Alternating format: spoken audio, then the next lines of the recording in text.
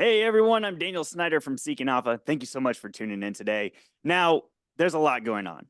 If you were watching the news last night after the close, obviously you see the tariffs, automakers, international, countries getting hit today. So, what better time than right now to talk about the shipping sector and highlight a stock from the quantitative approach, but also we are lucky enough to have Jay Mintzmyer here from Value Investors Edge to break down the shipping sector, what's going on with tariffs, how is it affecting it, and why this company might be the right pick for your portfolio at this time. But before we dive into conversation with Stephen, Cress, and Jay today, I need to get a little quick legal disclaimer out of the way.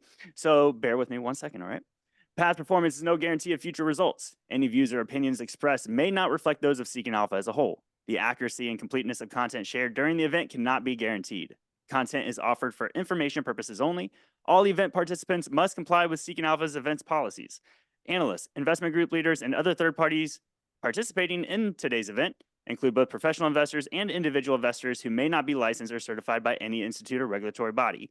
Seeking Alpha does not take account of your objectives or financial situation and does not offer any personalized investment advice. Seeking Alpha, Stephen Cress, myself, Jay Minztmyer, are not licensed securities dealers, brokers, U.S. investment advisors, or investment banks. This is for information purposes only. But with that out of the way, let's dive on in. Stephen Cress, the man, the VP, quantitative titan of Seeking Alpha. How you doing? Daniel, thank you for that warm introduction. And thank you so much for organizing this today. I think it's going to be really interesting. I'm really excited to have Jay on and hear his thoughts on the shipping industry and tariffs and just his macro view as well with everything that's going on. A little bit about myself. I'm the head of quantitative strategy at Seeking Alpha. I've been in the investment world for over 35 years. The bulk of my career was at Morgan Stanley, where I ran a prop trading desk and global in quantitative strategies. And I was also at Northern Trust as the head of international, which was the eighth largest asset manager in the world. You might also know that I started a fintech company about 6 years ago that was acquired by Seeking Alpha. And that's where I introduced the quantitative aspect of what we do at Seeking Alpha into our platform. So I'm glad to get that over with. And I'm going to get on with a presentation. And then after I'm complete with my presentation, I'll be handing it over to Jay.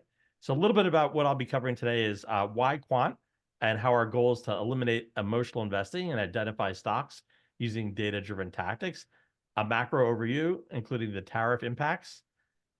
We will be discussing a quant stock, which is Global Ship Lease, and also one of the top stocks that Jay is recommending at this time. And a little bit later, I might discuss Alpha Picks, which is an additional service that we have at Seeking Alpha for investors who are looking just for the best way to get our top quant recommendations each month. But mostly we'll be going over the macro environment and how we look at global ship lease. So a little bit of our quant vision, as I mentioned, our aim is to eliminate emotional investing. That is very difficult during a period like this. There's been a lot of fear in the market, a lot of sentiment, a lot of uncertainty. So it's quite hard for people to remove the emotional bias from investing, especially when you're seeing markets move so much. We've seen a tremendous inflow into defensive sectors such as consumer staples, healthcare, utilities, especially cash, and especially gold. So it's been a very defensive period, again, driven by sentiment and fear. But what we do is, from a quant perspective, is we try to ignore all that noise. We ignore the talking heads on Wall Street and on the television stations, and we focus on our data-driven tactics. So part of what we do from a quant perspective is we do have a strategy, and it is a GARP-like strategy, which is growth at a reasonable price. We have a couple other factors that we add to that. So we're actually looking for stocks that are collectively strong on value, growth, profitability, and that's the GARP aspect. But then we add in positive analyst EPS revisions, and we also add the factor of momentum in as well, because momentum, the empirical data shows over a very long period of time, it's one of the strongest quant factors. So what we do is we take that GARP vision and the factors, and we basically throw it into some very powerful computer processing that we developed at Seeking Alpha. And that gives us the ability to score millions and millions of data points every day. And in doing so, we can score companies and provide directional recommendations that range from strong buy to strong sell. scoring every single company in the process. And again, we do that on a daily basis. So we have a fairly good track record. I'm going to show you just the last 5 years. We actually go back to 2010, which is very impressive. But we wanted to compare it to Wall Street and the S&P. So if you were to invest in just our quant strong buys, and really the reason why I'm showing this is to identify that the strategy works. This is not an investment vehicle, but I want to give you a sense that if you focus on our strong buys and obviously using that GARP type strategy, what your performance would be if you had the ability to buy a strong buy every single day or all of our strong buys. So if you went back to 5 years ago, the SA quant performance for the strong buys would be up about 200% compared to the S&P 500 on an equal weighted basis would be 66% and Wall Street analysts 38%. So our quant has done very well over the last 5 years. But in fact, with our back test that started in 2010, if you went from 2010 to 2025, there was actually only 1 year where quant underperformed the S&P 500. So I want to get to what's driving the market right now. We've seen a lot of volatility this year. A little bit deceptive that if you look at the S&P year to date, being down 2 or 3%, it doesn't seem like a lot, but there's been major sector rotation. And what's been driving this? If you take a look, at what's coming out of Washington and what's coming out of Wall Street, you'll know that the trade war woes have definitely weighed heavily on the market. And really what comes from trade wars is typically inflation, and markets do not like inflation. They do not like higher interest rates, and they certainly do not like uncertainty. And being that there's no concrete settlement yet with the tariffs, that uncertainty has caused a lot of fear and negative sentiment in the market. And in fact, it's not only in the market, you can see it's beginning to impact consumer confidence as well. So if you look to the right, you'll see a graph where we have US consumer confidence, and it's been slipping. So the number that you see basically from November of 2024 to March 2025, just a couple of days ago, is an absolutely huge drop. And in fact, March US consumer confidence hit a 12-year low, and it's been at its lowest level since early 2021. But really, that delta is a very big change. And Wall Street and consumers don't like big deltas. Other things that outside of tariffs and consumer confidence that have impacted the market negatively is federal government cost cutting. There's a lot of uncertainty with DOGE and how many federal employees will be unemployed, how many programs will be cut. Also, really what kicked it off early in the year was projecting what was going to happen with corporate earnings. And there is a deterioration. If you look at the Mag 7 stocks, and we've really been saying this since the third quarter of last year, the forward growth rate for the Mag 7 stocks is actually lower than the year-over-year growth rates across the board. And we believe that a lot of that deterioration started to impact the markets early on. And then, of course, you had DeepSeek, which was a company out of China and the technology arena. And their version of AI consumes a lot less energy. So in the United States, a lot of data centers have been built. A lot of utility companies actually have done fairly well based on the expected demand to run AI and the energy related needs. So when DeepSeek came out with a version that was more efficient and consumed less power, it really shook up technology stocks early in the year too. And of course, it always comes back down to inflation and interest rate concerns and investors just trying to guess what will the next move be by the Fed. And indeed, will it be higher interest rates, or will the tariffs just choke off growth altogether, and will there be a recession? So these are the fears that have been driving the market. And tariffs definitely have a negative impact. It's not everything, but what I've pulled together here is a chart that shows presidents that introduced tariffs going back to 1930 with Herbert Hoover and the Smoot-Hawley. The Smoot-Hawley Tariff Act is actually the most similar to what we see coming out of Washington today, in that it is so massive in terms of being reciprocal tariffs and not limited to just one country or a specific industry. So in 1930, when the tariff was launched, the Smoot-Hawley tariff was launched, the S&P had a return of a negative 28.5%. Obviously, the market came off of the year before in 1929, and that sort of kicked off a recession, but the tariffs indeed made it much worse. It was such a bad experience in terms of the economy that there wasn't another president until Richard Nixon to introduce the tariffs, and that was the Nixon shock. The first year he launched the tariffs were in 1970, and the market was pretty much unchanged that year. But I will note that the market did go into recession from 1969 to 73. It abated a little bit, and then the recession continued until 1975. The next tariffs were set by George Bush, which were limited to steel tariffs in 2002, but the market really reacted negatively to that.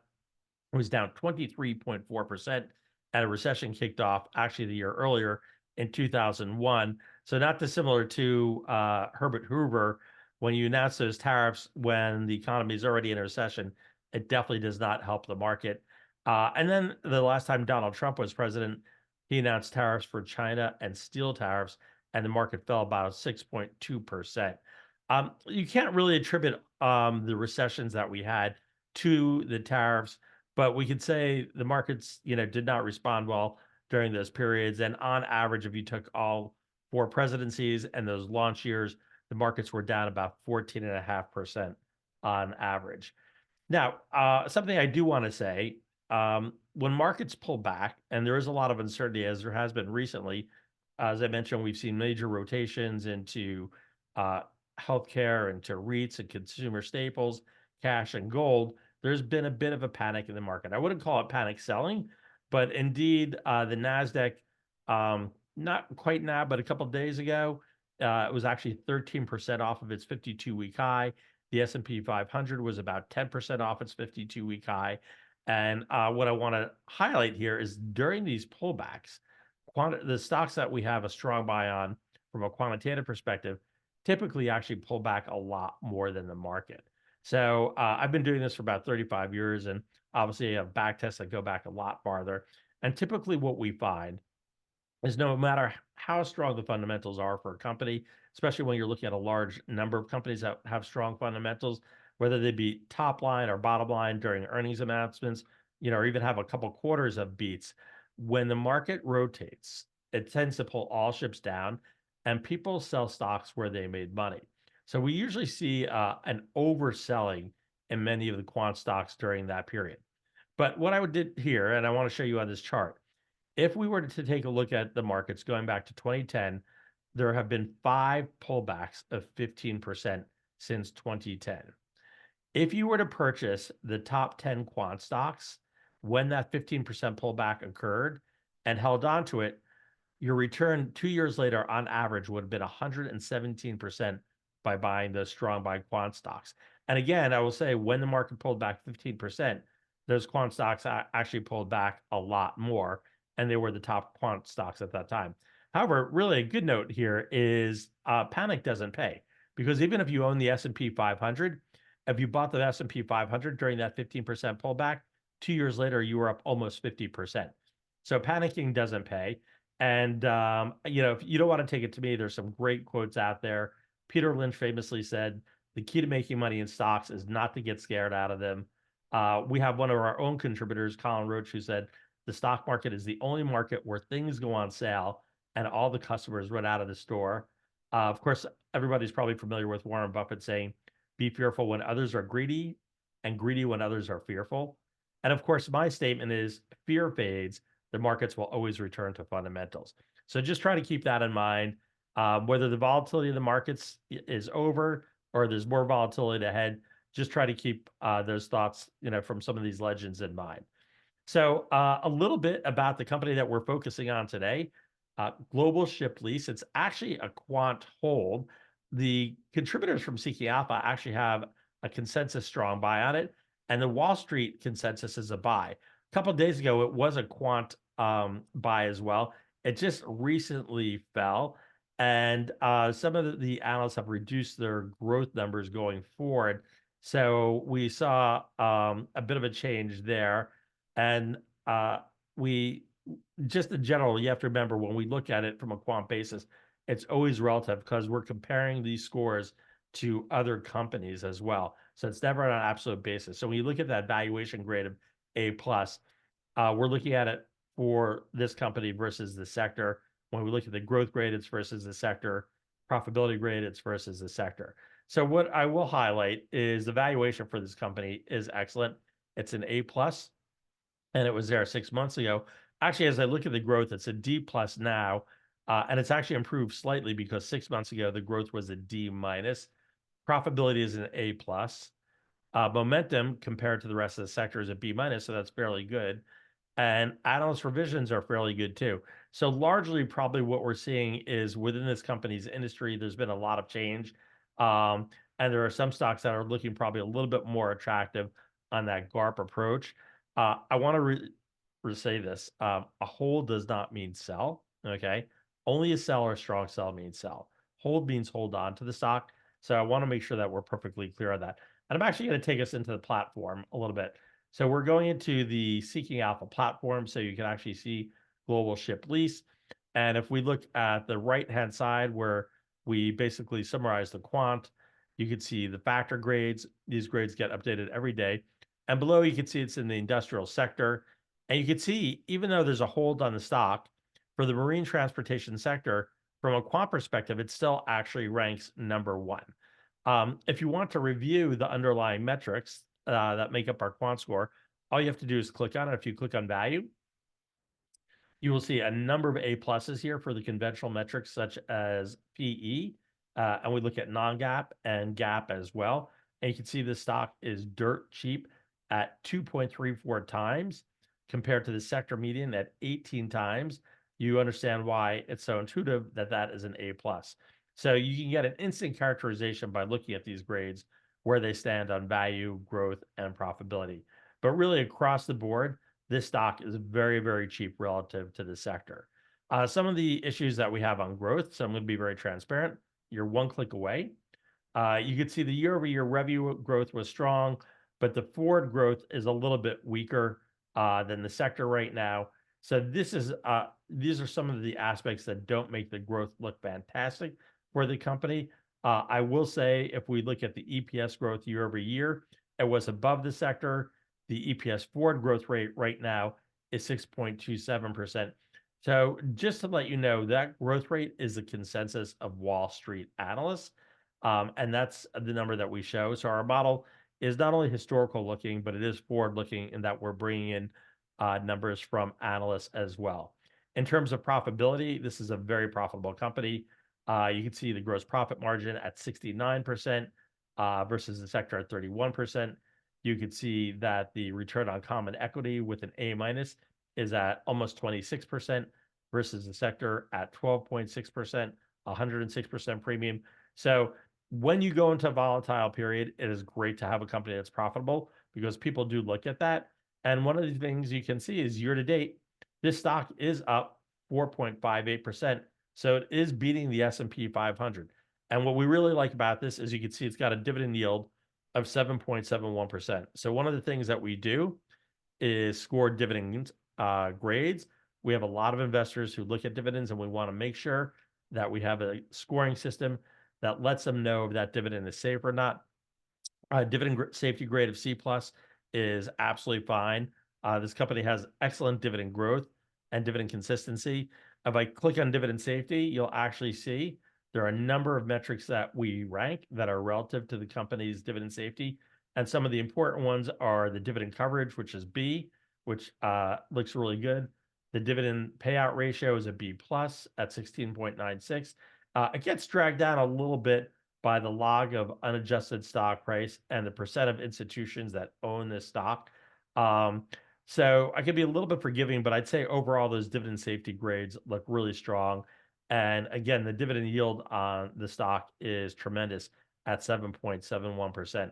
So I'd say combined with the fundamentals on this company, the strong balance sheet, the profitability, and their ability to maintain this dividend, it should be a good safe haven during this period.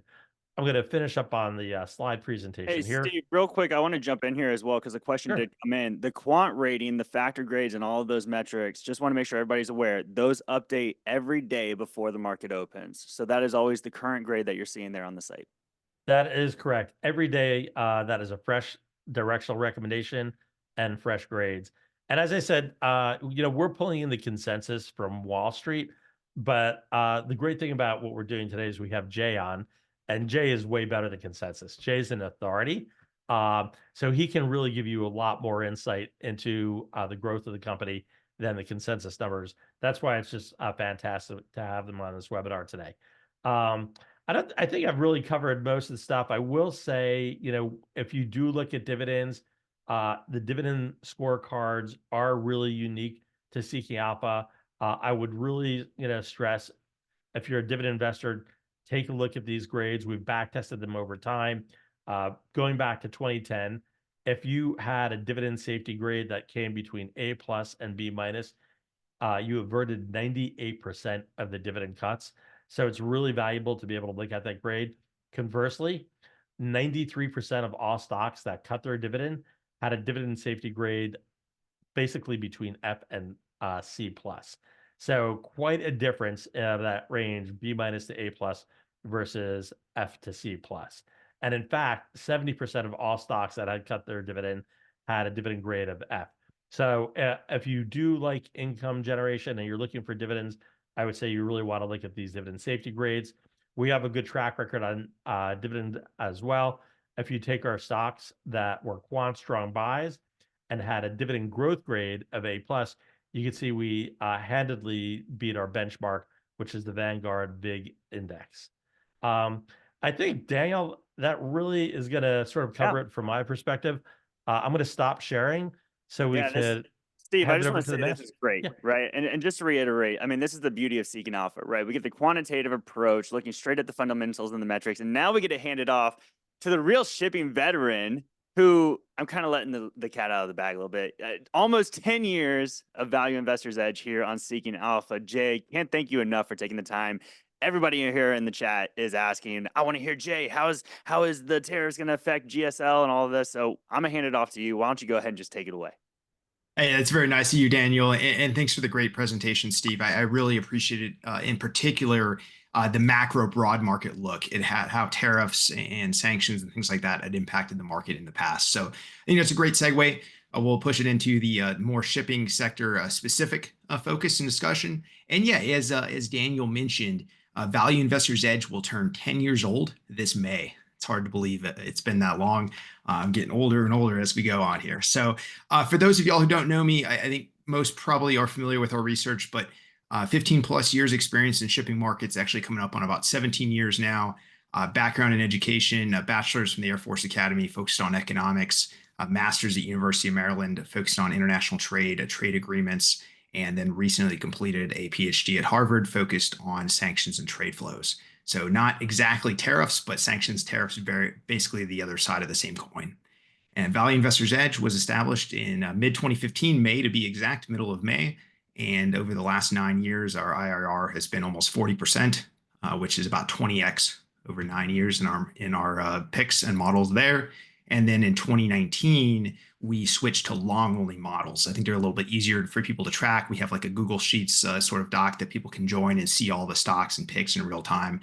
And since we've been doing that over the last 6 years, we've had a 46% IRR, which is a 10x return in 6 years. And again, that's long only. No options, no margin, no leverage, just regular stock picks. Now, Value Investor's Edge, we have a team of 8 analysts and data experts, and we have 5 senior analysts. Some of these folks also publish on Seeking Alpha. You've probably seen their work. We all stay in our lane. So James only does macro work, great stuff. You'll see some charts in this presentation that he put together. Clement handles all of our shipping models and shipping research, reaching out to the companies. Henrik joined us last year. He covers offshore and rigs. And then Michael Boyd has been a staple of Seeking Alpha for a long time as well. And he informs all of our energy and infrastructure research. So overall today, we've already had about half the presentation focused on quant. We'll talk quickly about the Value Investor's Edge, our background, our performance, why we like shipping, probably a repeat for those who joined in January, but the similar stuff about the industry. And then we'll talk about global ship lease. Stephen, let us know what the top pick was there. And it's a container ship with 9% yield. And that was the one name, because we are a deep value, fundamental research focused like boutique shop, right? And so we have a different approach than quant. And so this was the one name where the kind of Venn diagrams kind of overlapped. And so that's why that name. I saw in the chat, some people were like, why did you pick this one and why not a different one? But this is the one name where the two, our approach and Stephen's approach kind of overlapped a little bit. At the very end, we'll try to keep at least 10 minutes, hopefully closer to 20 for Q&A. So I'll try not to belabor here too much. So, why should you invest in shipping? Well, first of all, it's a niche sector. And so there's not a lot of big banks or really sharp analysts focused on this sector. And I don't mean anything negative about the analysts we do have, but this isn't Apple or Tesla, right? There's not 25 analysts from Goldman Sachs and Morgan Stanley covering this segment. There's not millions of dollars of research budgets dedicated to trying to guess the exact growth or the exact model down to the penny, right? And whenever you want to outperform the market, if you're picking stocks, you're a lot more likely to uncover something or be able to outperform over time if you're looking at smaller names where you're not competing with the big banks. It's very unlikely that you as an individual or me running a boutique research office is going to be able to uncover something with Tesla or Apple, right? And actually beat the market over time. The publicly available research is often limited or it's wrong. I'm a big fan of Seeking Alpha. I've been on the platform since 2011. So I guess we're 14 years now. Value Investor's Edge is coming up on 10 years. But that's just an example, right? Seeking Alpha, Motley Fool, all these websites. If you look at the average report that gets published on a shipping stock that's publicly available, right? I'm not talking about like the analyst research or stuff you have to pay for, but the free stuff, you read a lot of the stuff and there's a total disconnect with the industry. It looks like, ChatGPT pulled together a couple of ratios and slapped into an article. And so that often leads to a lot of distractions and buying or selling opportunities. Shipping is cyclical, right? It's a commodity and it's leveraged to the markets. So timing really matters. So the hard work, the research, making the picks, making the models, it can pay off over time. And this is different than buying, blue chips or something like, Pepsi or Coke or Procter and Gamble, where, you can kind of ride the market and if the market goes up, you kind of go up and that sort of thing. But if you have great timing on, Walmart, you're not going to make that big of a return. If you have great timing in shipping, you can double or triple the stock, right? So much more timing really does matter and you can have those big moves. The news and trends are typically 3 to 6 months behind the curve. We've seen this time and time again. We saw it during COVID. We saw it after Russia invaded Ukraine. You could argue we also saw it in reverse. When President Trump started leading in the polls, and then when he won the election, it took a couple months for some of the shipping stocks to wake up to the tariff threats. So you can see it both ways. A lot of times the stocks react behind the catalyst and news changes. And this is my personal bias, but I think it's very interesting. I think shipping is relevant or there at basically every intersection of geopolitics. Whether it was COVID, again, I mentioned Russia invading Ukraine, the Houthis last year attacking ships in the Red Sea. Remember that ship got stuck in the Suez Canal? All these little things, even weather, typhoons, earthquakes, all this stuff can impact shipping. So it's very interesting, especially if you're following geopolitics and enjoy that kind of stuff. And then finally, probably what most folks care about, the potentially lucrative opportunities, right? If you can get on the right side of an imbalance in the market, there can be some significant gains. And I think we've seen that in our models. Shipping is also diversified. Won't belabor it too much, but there's 8+ different segments. So a lot of folks will say, hey, Jay, how's shipping doing? Is shipping good? Is shipping bad? Well, what type of shipping? Well, we can talk about that. One segment might be doing well, and one segment might be in a void. One segment might be on watch. It's not good in 25, but it's good in 26. So there's a lot of differences between each one of these segments. Ships are highly specialized. They can only carry one type of cargo. Some quick learning points in shipping, and I think this follows on very well with what Stephen was talking about on the quant side. We got to be really careful with some of these ratios. So that's why I'm really skeptical, and I don't mean anything negative about quantitative approaches or automated approaches. But it's really easy in shipping to get focused on the wrong ratios or misleading ratios. So let's take price to earnings and price to book. First of all, this is a cyclical industry. And so if you're looking at any sort of trailing indicators, you're going to be getting very high readings, very positive, bullish readings right at the very top of the market. In reverse, you're going to get the same kind of negative readings right at the bottom of the market when it's time to invest, especially with earnings. Now, yes, you can argue, well, it includes forward, it includes growth. But that's also based on a handful of analysts, which we've already said the consensus is often wrong. The analysts are always going to be very bullish at the top and negative at the bottom. So you got to be really careful with some of these ratios. A price to book is kind of an interesting one because that's based on the accounting value of when you bought a ship. So if you bought a ship at the top of the market and did terrible, you made the worst purchase of your life, your book value is really high because book's what you paid for it. If you're really smart and savvy management and you bought your ship at the bottom of the market, your book value is low. It is like counterintuitive. So you got to be really careful with price to book and price to earnings and stuff like that. So we use a net asset value. We use a price to forward cash flow. We use a lot of different things that we model. There's nothing wrong with one particular ratio, but don't bet everything on one ratio is what I'm getting at. Be careful. Dividend yields, which is ironic. I'm trying to be fair here because we are talking about a stock with a strong dividend. But dividend yields can be really dangerous because a lot of times companies at the top of the market is going to pay a strong dividend, especially variable dividends. Now, the company we're talking about today has a fixed dividend. It's not based on recent earnings. It's based on their backlog and it's based on their ability to pay for several years. But some of these shipping companies have variable dividends, which is like 60% of earnings or something like that. And so when earnings are good and you're at the top of the cycle, you might see a 10% dividend yield. But if earnings go down in 6 months, your dividend will go down to like 0. And so you got to be really careful with dividend yields as a starting point. If anything, you should be skeptical. You see a high one. Differences between the current rates and cycle position. Rates might be really strong now, but where are they going to be next year? You got to think about that forward expectation. You got to understand seasonality. In different segments, the summer's a good time. In some segments, the summer's a bad time. For example, in tankers, they usually do really poorly in the summer. They do really well in the winter.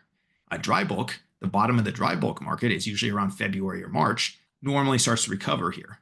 If we see a rate change that defies seasonality, either positively or negatively, that's usually a great sign. Either time to look into the sector some more or time to back away a little bit. For example, tankers last fall, when rates are supposed to be rising on seasonality, rates were falling. That was a pretty scary signal for tankers. Dry bulk right now, rates are rising. Yes, normal seasonality, but they're rising at a far faster clip than we've seen in previous years. That's interesting. Doesn't mean you go out and buy all dry bulk, but it means you perk your ears up and start paying more attention. You got to look at corporate governance. We cover 46 names on Value Investor's Edge, but there's about 12 or 13 names we don't even cover. We don't touch them. I can't, legally, I got to be careful what I can say about, these publicly traded companies, but there's some of them, I can't say they're scams. I can't say, but there's some of these you just definitely want to watch out for. Lots of related party fees, set up incentivized in a structure that will not benefit the common shareholders. And it's easy for folks who are newer to the sector to get roped into these kind of names and say, oh, they have a big dividend or they just announced some transformative deal. And so there's 12 or 13 companies out there publicly listed, unfortunately, that give shipping a really bad rap. How we outperform in profit? Yes, we stay in our lane and we have experts that only focus on shipping. We won't talk about anything else. Don't ask me about gold. Don't ask me about Tesla, anything else. You've probably seen this chart before. It's our 10-year track record. 9.3 years, if we're being exact, because it starts in 2016. Year to date, it's been tough. Shipping stocks are not popular. Our models are slightly negative year to date. But if you look at the shipping industry, it's down about 5%. The S&P is down about 3%, and the Russell's down about 7%. So I, never proud of a negative return, but so far this year, I think, especially with how negative shipping is seen in the generalist space, again, not happy, satisfied, but it's not too terrible. Over the last 9.3 years, our annualized return is 38.4%. That's about 20x cumulative, and you can compare that to S&P 500, Russell 2000, and shipping industry. And you can see, in Russell 2000 or shipping, if you would have invested in these 9 years ago, you'd roughly double the money. The S&P 500 basically triple. And here, obviously theoretical, it's a model portfolio, but 20x in 9-10 years. And the one question I get a lot, I get it almost every time after these presentations, is Jay, what about a shipping ETF? What ETF should I get into? And I look at this column and like, this is the shipping ETF. I know past performance doesn't guarantee future results, but like this is the shipping ETF, and this is like the actual sector experts that are picking stocks in shipping. So if you want a shipping ETF, there's one of them out there, but that is kind of where that performance comes from. So to each their own. I just thought I'd bring that up because it happens every single time people ask about what the shipping ETF is. So let's talk about tariffs. I think Stephen did a fantastic job. So I'll just focus really niche. I'll just focus right on shipping here. So tariffs, people really understand this, right? It's a tax on imports. It's going to drive up the cost of retail goods. It's really going to hit the goods coming from China. That's the highest volume, highest tariff rate. What's this going to do? Well, first of all, and I think this part is pretty intuitive. I think folks understand this. It's going to lead to some demand destruction. A consumer is going to have less purchasing power, or there's going to be a push to say, hey, we're not going to take the Chinese goods, but we're going to go somewhere else. And so China-US is the top trade route. that might decrease. I mean, I think that's pretty easy to understand. However, a little counterintuitively is the alternative sourcing part of this equation. So if primarily the replacements away from China are other Asian nations like Vietnam, Malaysia, Indonesia, India, those sorts of countries, you could actually see this counterintuitive outcome where your total ton miles, you think about the ship, it has cargo on it, and it has to go from port to port to port. That's how you measure demand. It's not the total dollar value, right? It's not the total amount of goods. It's all the goods and how far they have to go. And so if you have this new patchwork of like inefficient rerouting where all of a sudden, instead of just doing China, US, China, US, China, US, you're doing this weird patchwork of like regional pickups and drop-offs and then going over to the United States and changing up the ports, you could actually have a higher demand for the ships, even with the same or less cargoes. So a little counterintuitive, but that could happen here. What about Mexico? I get this a lot. They used to say before this administration, people said friend shoring. Well, right now, I don't know if tariffs, I don't know if we're creating a lot of friends, but you could say near shoring. What about Mexico? And on paper or like in our heads, it sounds nice. We'll just build a super highway from, the middle of the country, like from Chicago down to like Mexico City, right? Or we'll build more railroads, right? And the interesting thing here is that maritime ships are about 10 times more efficient than trains, and they're about 50x or more efficient than trucks. And if you involve like mountains and terrain and a lot of stopping and idling and offloading and transloading and warehouses, it can be up to 100 times more efficient to use a ship than to use a truck. So suddenly you think, well, 15,000 miles across the ocean, maybe that's actually better than, 1,500 miles down the road. You wouldn't think so, but the way the physics work out and all that sort of stuff, I know we're not really focused on climate change or carbon reduction at this time as much as we were years ago. But even if you want to just talk about economics and fuel consumption, trucks are not the answer, and ships are significantly more efficient even than trains. And let me just give you, one example to illustrate this. So a modern large-size container ship can carry over 20,000 TEUs. That's a 20-foot equivalent box. And 20,000, one ship. You say, okay, well, you can maybe put two of those on a truck, maybe four if it's like one of those double trailers. You got two boxes and like a double trailer. It's like one of those risky ones. You don't want to take those over the mountains, right? But you got one ship, or you got 10,000 trucks, right? Or 5,000 of like the long double trucks. And one ship, 5,000 of these monster double trucks. Each one has a driver, driving it, like filling up with diesel. Like you can understand why just moving from like Asia to Mexico is not, it just doesn't work. It's like, it sounds cool at the bar with your friends, but then you actually put the pencil to the paper and it's not economical. So interestingly, the net impact from tariffs, it's going to be negative. It has to be. I mean, if you look at the demand destruction level, that's going to be net negative, but it's not going to be 100% net negative. In fact, the alternative sourcing here could offset a very large degree. Net negative still, yes. Would I rather not see tariffs from a shipping perspective? Obviously. But I think about, I don't know, somewhere between half and maybe up to 90% of the US-China offset gets alternative sourcing will offset a lot of that. So it's very interesting. I think maybe a point a generalist market hasn't thought about yet. To illustrate this a little bit, this is in 2025. These are container ship cargo miles by destination. And this is just port destinations. This is not exports and offloads. So for instance, like China is 14.2% of the destinations. But you got to imagine this is empty container ships going to China and getting filled up with cargo, right? They're all pretty much like empty and loading up. The US is 8.8% year to date as of March 18th. And so these are mostly full container ships offloading cargoes into the United States. And so you think the tariffs are going to hurt US-China trade? Absolutely, right? That's the entire point of the tariff, is to hurt China-US trade, right? But if you look at this, 8.8% is the actual export offload in the US. And you say, okay, is it going to bring it down 10%? Is it going to bring it down 20%? You're talking about 1 or 2% total. You see what I'm saying? You take 10% off this or 20% off this, you're talking about less than 1 or 2%. Meanwhile, if you're offsetting it with Malaysia or India or some of the other nations that I'd mentioned, you're not going to see that big of a net impact, especially if the ships are less efficient. An interesting chart that we're keeping close eye on at Value Investor's Edge is the year-to-date comparison, looking at the impacts from 23, 24, 25. Interestingly, U.S. imports have not dropped off at all, noticeably, I mean, maybe like 1 or 2%. If you look at China, their import loads are going up. And so this is probably, we're hypothesizing this is front running, trying to get those imports out of China and into these countries, especially the United States, before the tariffs come into effect.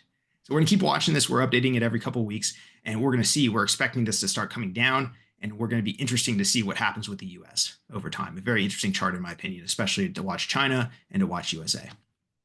So that's one macro part to talk about. The other part is the port fee proposal. This one's a little bit more niche, but the Trump administration, they've proposed a bunch of different port fees.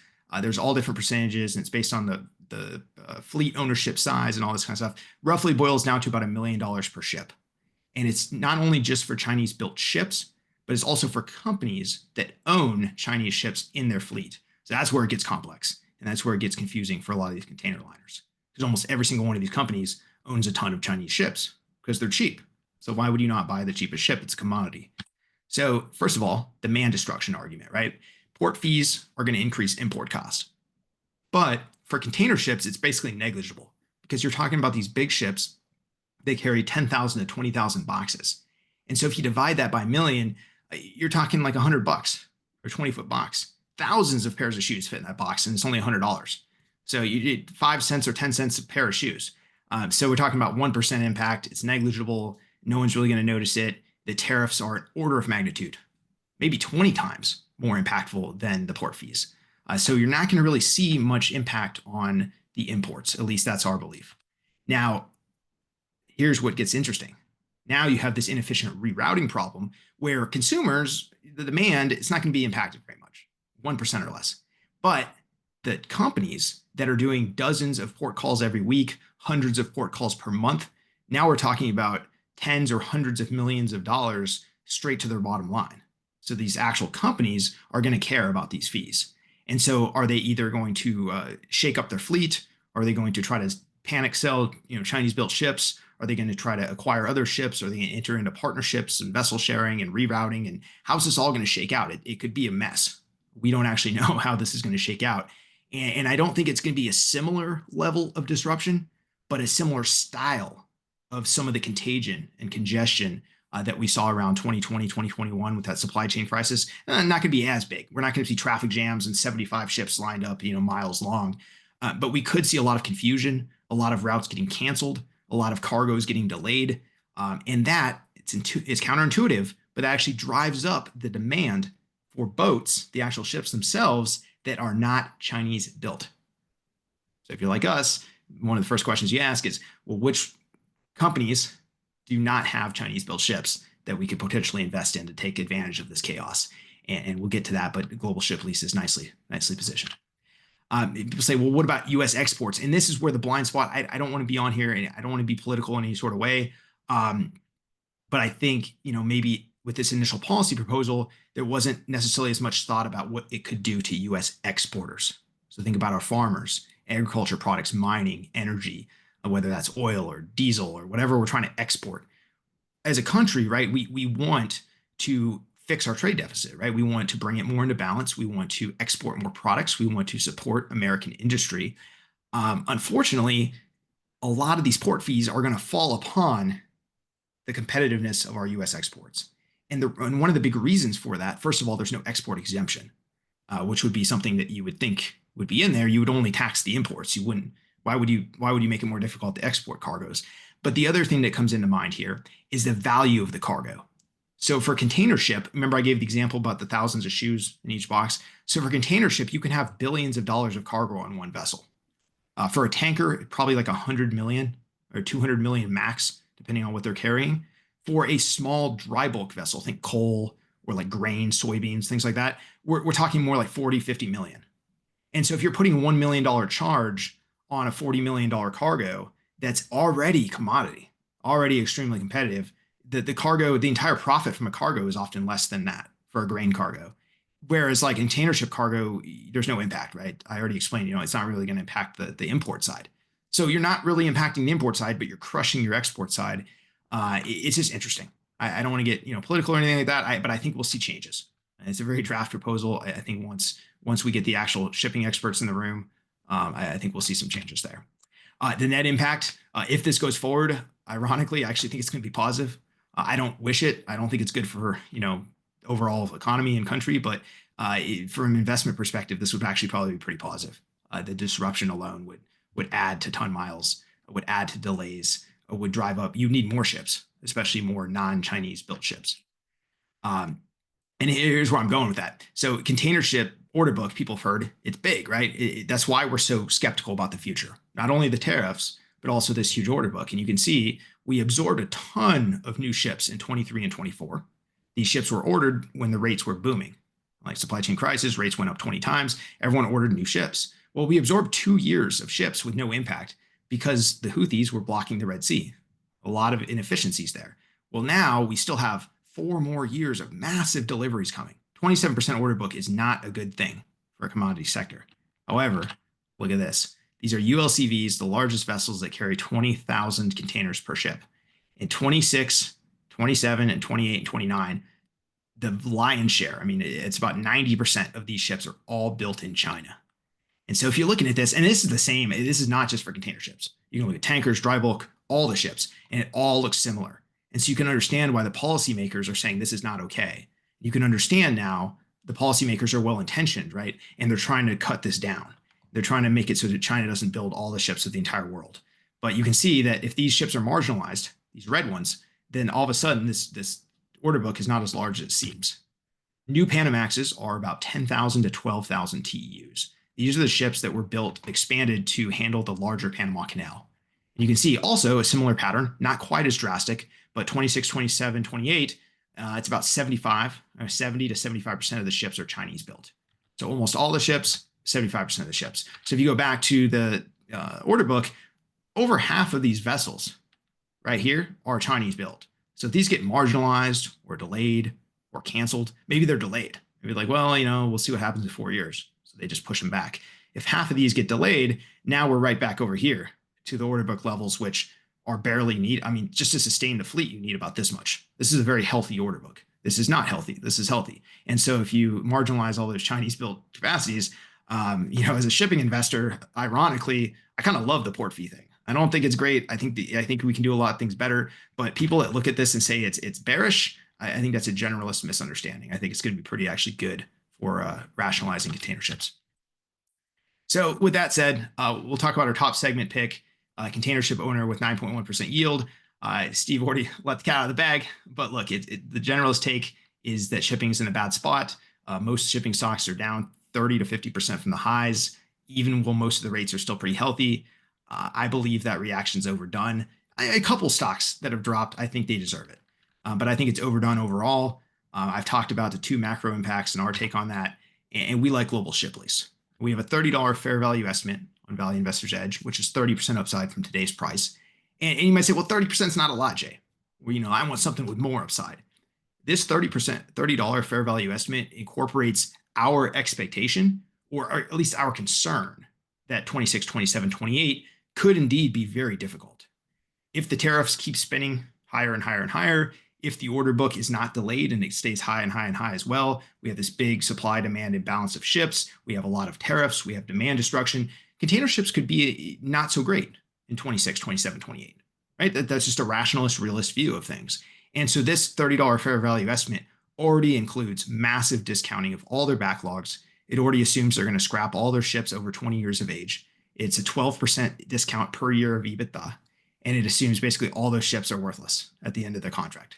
So if you didn't have those extremely pessimistic views, if you thought that container ships were going to be okay, then this $30 fair value estimate could easily turn to 40 to 50 range. And so I think that there's a lot of pessimism baked into that, and you still have 30% upside. And why is that? It's because of all this. So quick talking points on GSL. I think Steven already hit most of them, but it's 25% below the 52-week high, despite the fact that the finances keep getting better and better and better. They just did a dividend raise last quarter, which means the yield is 9.1% today at 23 a share. The contract backlog, EBITDA, high margin EBITDA backlog is 1.9 billion, and the market cap entirely is 820 million. Say, Jay, what about the debt?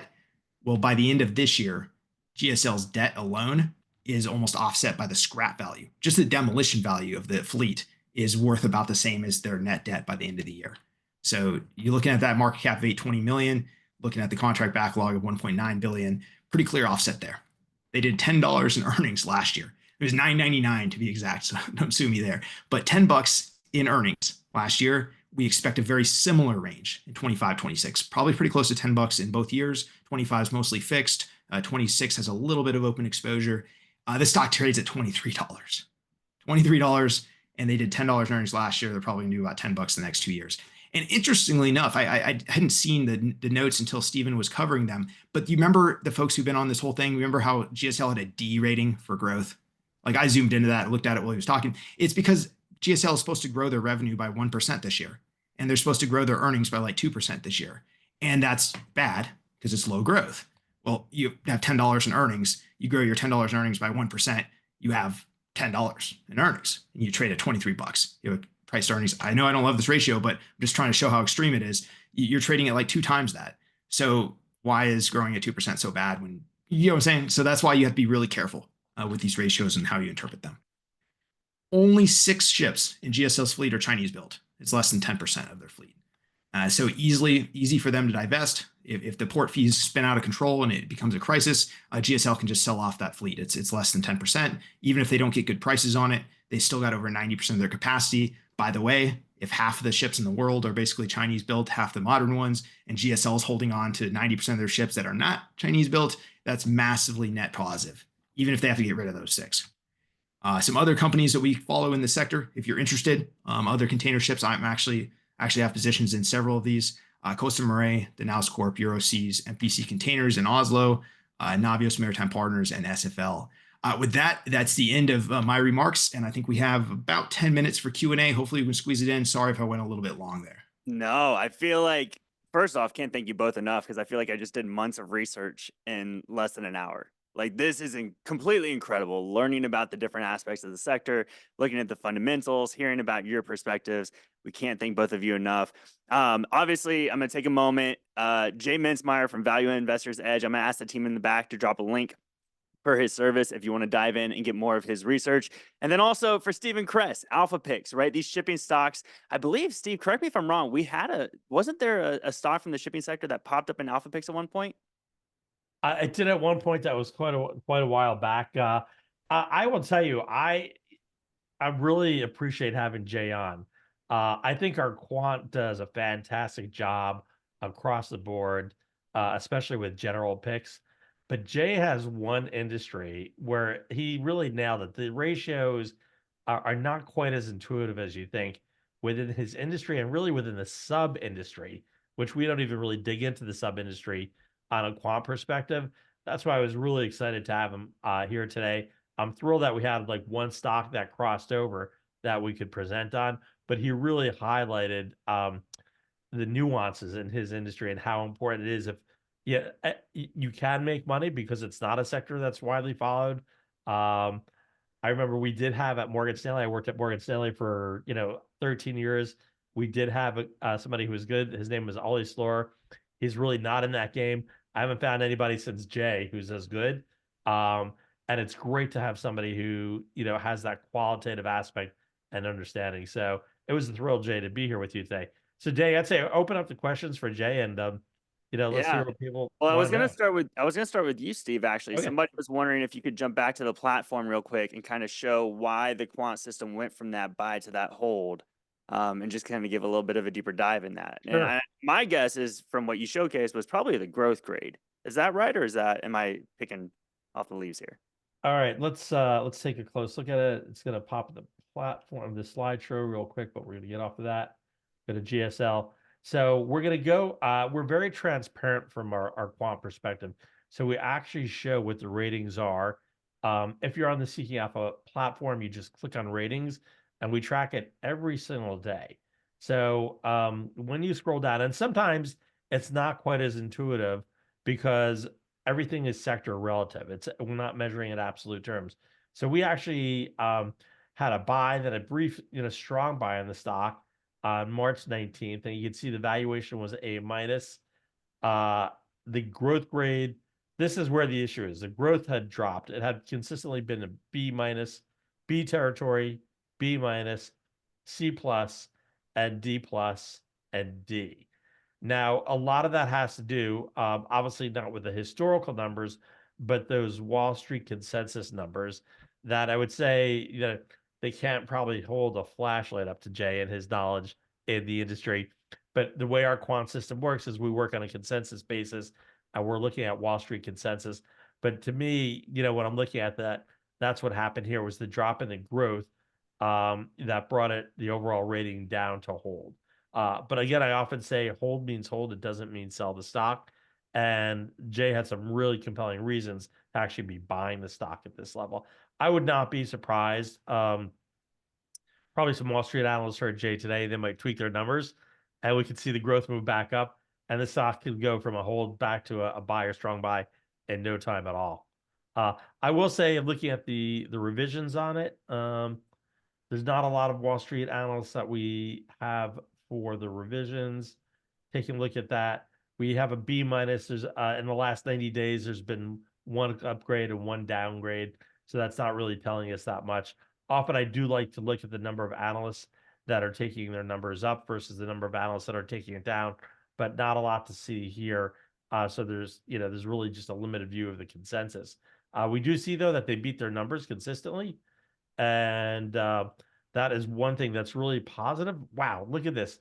So we have every quarter here going back to 2020. So there's 4 quarters a year. Every single quarter, just about every quarter, this company beat their estimates of the analysts that are out there.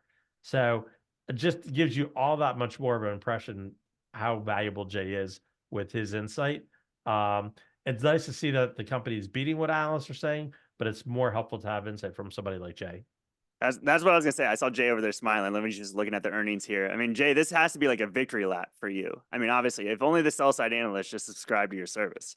Well, the funny thing is, absolutely. I mean, you're absolutely correct that GSL has blown it out of the water quarter after quarter after quarter. But if you look at the stock price, they haven't really gotten that respect from the market yet. Yeah. And so that's when I wasn't using hyperbole. If GSL was valued like any other company, or if people had a reasonable expectation of future results, we'd be talking $40 to $50 easily. And so our 30 incorporates all that negativity already. And then it's discount on top of that. It's really remarkable. All right, Jay, we got questions for you. So I think the best place to start is a little bit of clarification about how you're seeing tariffs and this specific container ship sector being hit, or what you're kind of laying out here. So you're talking about manufacturing and moving away from China, right? Going to, as you mentioned, Vietnam, Indonesia, elsewhere. So what you're kind of banking on is this extension of the miles being traveled with container ships, right? But I think also there's also all the headline news of the administration wanting manufacturing to come back to the States. So if that happens, I mean, you're talking about bringing the commodities into America and making everything here. What's I mean, devil's advocate, right? What's the other side of the coin? Is that kind of not what you're picturing? Do you not see that path? You feel like it's 100% going India, Vietnam, and elsewhere? Yeah, I mean, at this point, we start to get deeper and deeper into politics or policy discussions. And I think that's, a novel goal. I think that Americans would love if we could get our trade deficits under control. I think Americans love the idea, both sides of the aisle. It doesn't really matter your political party. I think Americans would love the idea that we would make more stuff here at home, that we didn't boost American jobs. But the reality of the situation is that between the cost of land, the cost of construction of new facilities, the regulatory permits, the availability of raw resources, the cost of labor, for the U.S. to be competitive in manufacturing for the majority of these goods that China is selling us right now, most of the goods, anything from jeans to bicycles to toys, appliances, washing machines, things like that. For the United States to be competitive, you would have to put a massive, massive tariff on everything. I mean, the levels that we're talking about now are not even close to make United States manufacturing competitive. Because not only does the U.S.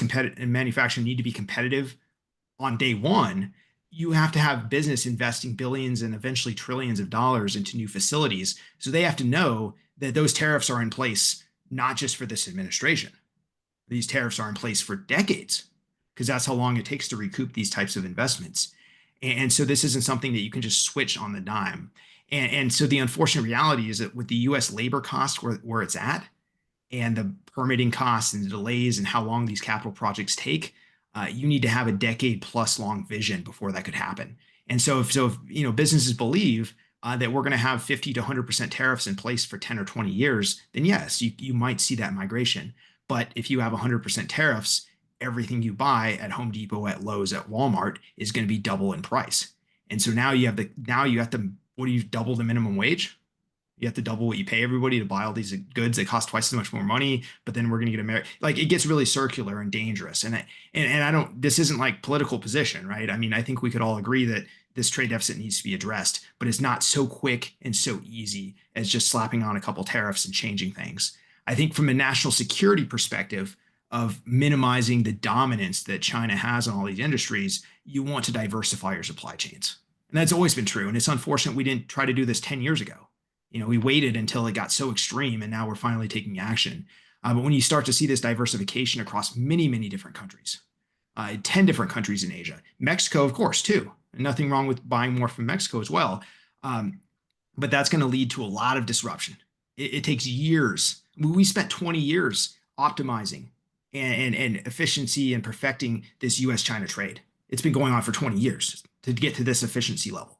And so even if you just, diversify your sourcings, you're going to see a lot of inefficiency for 2, 3, 4, 5 years. It's not an overnight type of thing. We have a follow-up question over here for you. So yesterday we all saw the news about auto tariffs, right? I don't know the details about how many cars you can fit inside of a container ship, but you're talking about some of the biggest companies, right? The BMWs, the Mercedes-Benz, the Toyotas, the Volkswagens. I mean, what's the play there? How many cars can you get in a container ship? Is that going to be a big impact? What do you think? Yeah. So, well, that plays nicely into the discussion of how shipping is so many different segments. There's actually a segment just for cars. PCTC, Pure Car and Truck Carrier. It's a big ferry boat. And all it does is carry vehicles. So we don't even use container ships for vehicles, only in extremely niche purposes. So PCTC is what we use for that. Roll-on, roll-offs is what some people call them. That's a very niche segment. We cover the 2 companies that are involved in that, but they're both Oslo listed, so not US listed, unfortunately. That segment is going to be definitely impacted. But the interesting thing about the United States is these 25% tariffs, they sound good. I mean, they sound reasonable for achieving policy goals. But most of these international companies have already adapted to this. They already make their cars in the United States. Like if you go to like a Subaru dealership or a Volkswagen dealership, most of those cars, most of the Toyotas are made in the United States. They're not actually made in Japan. And so is it going to impact things at the margin a little bit? Perhaps. Will we see a couple more car manufacturing plants open up in the Southeast? I would guess they'd be Southeast. I don't think they're going to go north, unfortunately. They're going to chase lower labor costs, right?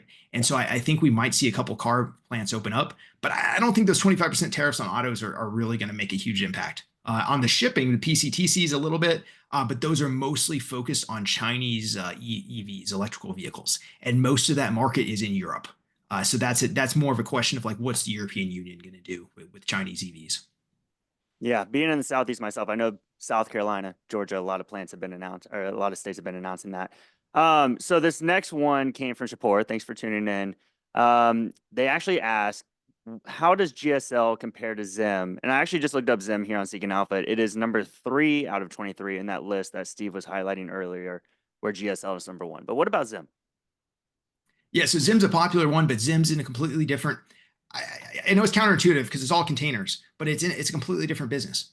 Zim is a logistics and a shipping business. They're kind of like UPS or FedEx. They're trying to get a package, a cargo from A to B. And so Zim goes out and acquires the ships, acquires the tonnage, rents the tonnage from companies like GSL. Like GSL is like a provider to a company like Zim. So GSL is much more financial play. It's a leasing long-term contract play, whereas Zim is much more spot market oriented. They depend on the immediate shipping rates. So much more like a UPS, whereas like a GSL would be like a company that owns 10,000 trucks, right? That leases them the UPS. And so that's kind of the difference there. So GSL is mostly insulated from the near-term results because 2025 is essentially 100% booked. 2026 is mostly booked. And they have strong coverage all the way out to 2029 and 2030 on many of their ships. So GSL is not so much impacted by what happens in the next 6 months or year. Say we have a lot of chaos, and GSL is kind of isolated. Zim is very much impacted by whatever happens in the next few months. They have benefited tremendously, and I have to use my words carefully. The closure of the Red Sea, the Houthi attacks have benefited those companies tremendously. because it's made the shipping much more inefficient, and they've been able to charge more for their goods. And it's funny because we talk about opening up the sea lanes. We need to. And there's some signal chats available about that. But we should open up those shipping lanes. But that benefits the consumers, which is good. We should benefit the consumers. The shipping companies are actually doing quite well with the shipping lanes closed. So that's kind of like the dirty secret you don't want to admit. But the shipping companies do well with those lanes closed. So Zim's at risk here. If the Trump administration is finally successful, I hope they are. I mean, it's crazy that it's taken this long. But if they're successful at beating down the Houthis and opening up the Red Sea, that's not good for Zim. Tariffs at the margin, probably not good for Zim. So you can see why I'm shifting GSL here and not necessarily, I'm not saying negative Zim. Zim's already beaten down, but Zim's not the top pick at this point in our minds. Now, before we jump off here, want to get both of your takes. There's a lot of worry, right? We've closed down in correction territory here during March into Q1. And people are wondering if a recession's on the horizon. And William's been asking a lot of questions in here, and this came from him. It says, what is the downside risk in GSL if we go into a recession? So it's obviously front of mind for investors. Would love just get a perspective from both of you about what a recession might be and how investors should kind of approach this going forward. Okay, I'll take it from the shipping side, and I'm sure Steven has much better thoughts on the overall macro. I'm very focused on my lane. In a recession perspective, look, the stock market itself is going to crater if we have a recession. I mean, the S&P 500 trades, and again, this is mostly Steve's lane, not mine, but the S&P 500 trades at pretty high multiples. You got to adjust for the interest rate and all that kind of thing, but it's not quite like 99 levels, but it's far above 2007 levels, right? 2008 levels. And so if we do have a legitimate heavy recession, I don't predict S&P 500 price targets. That's outside my lane, but it's obviously going down. How far down? That's someone else's guess. But if the entire market crashes, GSL is going to go down too, right? I mean, these stocks are not immune to this. The only stocks that are immune would maybe, and even they're not immune, but the only stocks that are immune, maybe like gold, right? Gold usually goes up when there's a recession. Maybe some sort of like bankruptcy auction house stock goes up, but like there's very few stocks that go up when the entire market collapses. So what we do, or what I personally do to hedge that sort of risk, is I have like S&P 500 puts. Right, I've short dated, medium dated, and that's how I hedge my portfolio. I also have a higher cash balance now than I normally do. So that's how I offset it. I don't let the risk of a recession or the risk of a market pullback take me away from my best picks and my best stocks. But I do put on a few S&P 500 puts. I add a little bit more cash on the side. That's how I'm handling it, but I'm really interested to see what Steven has to say on that. Jay, I think, no pun intended, but a lower tide brings down all ships. Is that right? Yeah. So, Daniel, I'm certainly not calling for a recession right now. From a quant perspective, we do take a bottom up approach. And I will say, if a recession were to come, many of the stocks that have very strong fundamentals have already been hammered by 15, 20, 30, 40%. And it's amazing to me when I look at these that like the valuation on these companies that we really like have multiples that are now similar to like almost consumer staple companies, or the traditional like pharmaceutical companies. So those valuations are almost in line, but the companies we like, even with their growth rates coming down, are maybe 5 to 10 times higher than what would be for a food and beverage company or for an electric utility company. So, what I tell people to do is try to avoid the white noise coming out of the Wall Street strategist, avoid what you're hearing on TV, just stay true to your discipline. You want to be in there month in, month out, just chipping away, at these stocks that have good fundamentals and ignore their stock prices. Because you know what? The name of the game, whether you look at what Jay does or what I do, the name of the game is buy low, sell high. And uncertainty and volatility creates low prices. And boy, if you could be disciplined and have the courage to stay true to that, when the rebound comes, you will have made a ton of money. And it's really like what Peter Lynch said, you got to try to stay in it when it gets tough. And that's how you create wealth over time. So, a recession may come. And if a recession comes, chances are it won't be long before the Fed is cutting interest rates, introducing as much stimulus as they can to get the economy going. Maybe, In 2 years, we'll have a different look in Congress if things get bad. Maybe 4 years from now, we'll have a different president who will eliminate the tariffs, and you'll have low interest rates. And then, the markets are going to be rebounding. So I'd say just really avoid all that noise and just stay disciplined. Jay buys a couple puts on the S&P. I suggest a barbell approach, especially at this point, because so many of the stocks that we actually like are already off 20 or 30%. So I'd say continue to look for a couple of those names. But I also like finding companies that have that quant strong buy that have dividends as well. And we're not chasing yield. Okay. We're not looking at stocks that have yields even of 7, 8, 9, 10, 11, or 12%. We're looking for something that has a yield of 2, 3, or 4% and is a quant strong buy. So I kind of like that balanced approach. Um, so that's the way I look at it. But I'd say, use this uncertainty and use this volatility to your favor.